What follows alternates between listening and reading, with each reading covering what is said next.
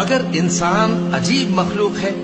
कि जब उसका परवरदिगार उसको आजमाता है कि उसे इज्जत देता और नेमत बख्शता है तो कहता है कि मेरे परवरदिगार ने मुझे इज्जत बख्शी, और जब दूसरी तरह आजमाता है कि उस पर रोजी तंग कर देता है तो कहता है कि मेरे परवरदिगार ने मुझे जलील किया। यूं नहीं,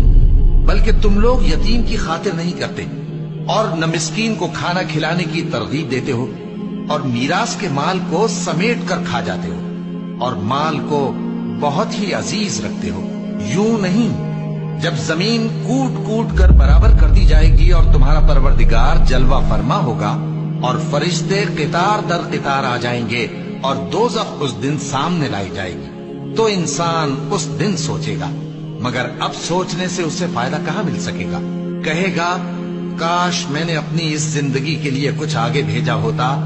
तो उस दिन न कोई अल्लाह के अजाब की तरह का अजाब देगा और न कोई उसके जकड़ने की तरह जकड़ेगा। ऐ इत्मीनान वाली जान, अपने परवरदिगार की तरफ लौट चल, तू उससे राजी, वो तुझसे राजी, सो तू मेरे खास बंदों में शामिल हो जा और मेरी बहिश्त में दाखिल हो जा।